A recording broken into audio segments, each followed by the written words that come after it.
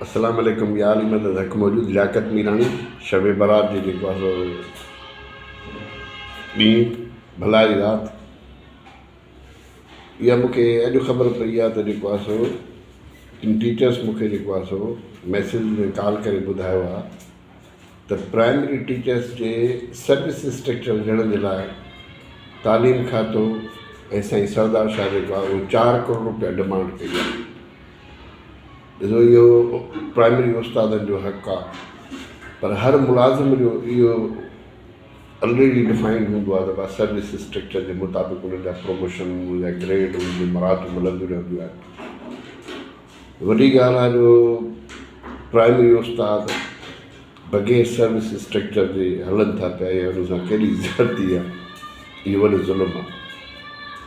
सो ऐं वरी इहे नवां इंशा त वाह 4 करोड़ रुपया ॾियो, इहो वॾो ज़ुल्म आहे।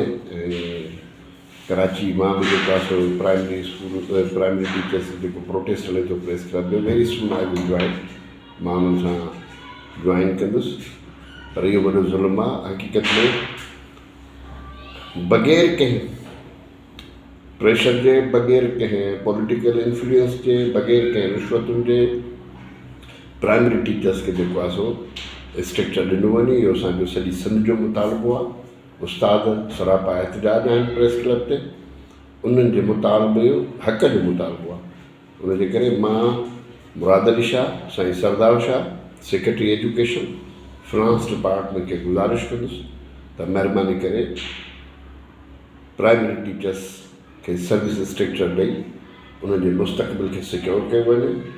ऐं उन्हनि जो हक़ बि आहे त मूंखे उमेदु आहे त इहे 4 करोड़ या पैसनि टुकड़नि जी ॾेती लेती या इहे जेको उस्ताद स्कूल छॾे वञी प्रेस क्लब ते वेठा आहिनि त कंहिंखे बि तालीम जो को इंतिज़ाम खे को बि फ़िक्र न आहे, एजुकेशन डिपार्टमेंट खे को बि फ़िक्र न आहे। उस्ताद पंहिंजे हक़ जे लाइ स्कूल छॾे वञी प्रेस क्लब ते वेठा आहिनि, तव्हांखे जूं ई नथी चुरे। या असांजी क़ौम जी केॾी बदनसीबी आहे। उनजे करे मां सिंध गवर्नमेंट खे ख़ासि करे तालीम खाते खे गुज़ारिश कंदुसि त महिरबानी करे प्राइमरी उस्तादनि खे सर्विस स्ट्रक्चर हिकदमि ॾिनो वञे। महिरबानी।